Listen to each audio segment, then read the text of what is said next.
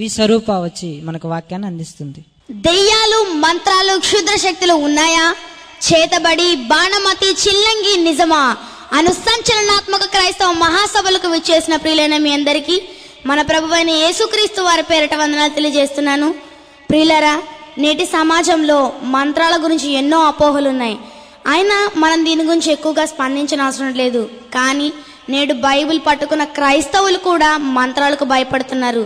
గనుకనే ఈరోజు ప్రత్యేకంగా మీతో మంత్రాల గురించి చెప్పాలనుకుంటున్నాను.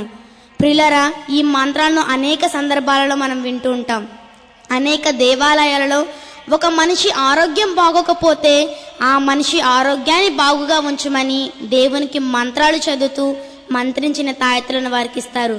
అంటే ఒక మనిషిని బ్రతికించడానికి, ఆ మనిషి యొక్క ఆరోగ్యాన్ని బాగుపరచడానికి వీరు ఈ మంత్రాలు ఉపయోగిస్తున్నారని మనకు అర్థమవుతుంది.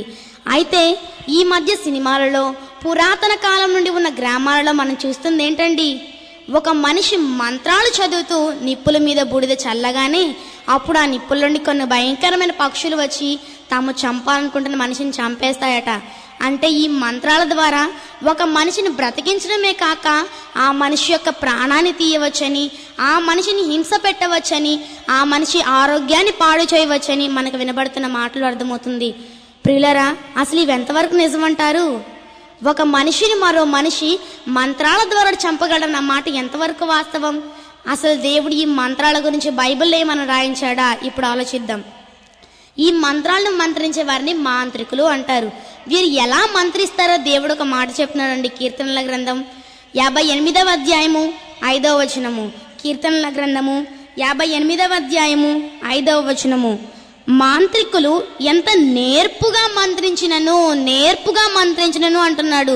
అంటే మాంత్రికులు ఎలా మంత్రిస్తారు? తమకే అంతా వచ్చినట్టుగా, తాము ఆ మంత్రాల ద్వారా ఎంత పెద్ద దెయ్యానైనా రప్పించగలమన్నట్టుగా మంత్రిస్తారు. ప్రియులారా, ఒకవేళ ఈ మంత్రాలు నిజమైతే ఈనాడు జరుగుతున్న సునామీలను, భూకంపాలను, తుఫాన్లు ఎందుకు ఆపలేకపోతున్నారు? వీరి మంత్రాలు పనిచేవా? వాటిని ఆపలేవా? అసలు వీరు మంత్రించే మంత్రాల భాష గురించి దేవుడు ఒక మాట అంటున్నాడండి. చూద్దాం. యెషయా గ్రంథము 8వ అధ్యాయము 19వ వచనము. యెషయా గ్రంథము 8వ అధ్యాయము 19వ వచనము. వారు మిమ్మును చూచి కన్నపిశాచి గల వారి యొద్దకును, కిచకిచలాడి గొణుగు మంత్రజ్ఞుల యొద్దకును. కిచకిచలాడి గొణుగు మంత్రజ్ఞులు, ఇక్కడ దేవుడు మంత్రించే మంత్రజ్ఞులను కానీ, వారు మంత్రించే మంత్రాలను కానీ ఏమంటున్నారండి? మరలా ఒకసారి మాట చదవండి.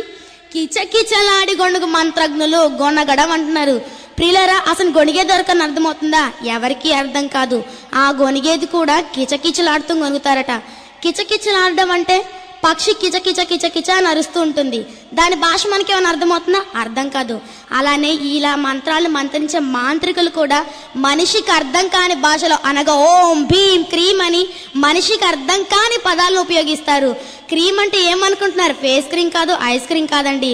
మీకు విషయం చెప్పమంటారా? ముందు వీరు మంత్రించే మంత్రాలను విని కాదు కదా జనులు భయపడిపోయేది. వీరి అవతారాన్ని చూస్తేనే భయపడిపోతారండి. వీరి అవతారం ఎలా ఉంటుంది? నల్లని వస్త్రాలు ధరించుకొని, మెడలో కపాలం వేసుకొని, చేతులు ఒక కర్ర పట్టుకొని, తమను చూసిన వెంటనే మనుషులు భయపడిపోయే విధంగా తయారవుతారు. అసలు ఈ మంత్రాల నిజమైతే పౌలు గారి కాలంలో మాంత్రికులు తాము అభ్యసిస్తున్న మంత్ర పుస్తకాలు ఎందుకు తగలబెట్టేశారండి?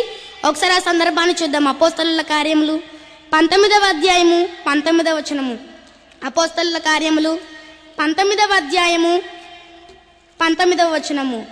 మరియు మాంత్రిక విద్య అభ్యసించిన వారు అనేకులు తమ పుస్తకములు తెచ్చి అందరి ఎదుట వాటిని కాల్చివేసిరి. ఇక్కడ మాంత్రికులు తాము అభ్యసిస్తున్న మంత్ర పుస్తకాలను తెచ్చి తగలబెట్టేశారండి. వారు సరదాగా తగలబెట్టలేదు. వాటి ధర ఎంతో చూడండి. వారు లెక్క చూడగా వాటి వేల 10,000 వెండి రూకలాయను. 10,000 వెండి రూకలు.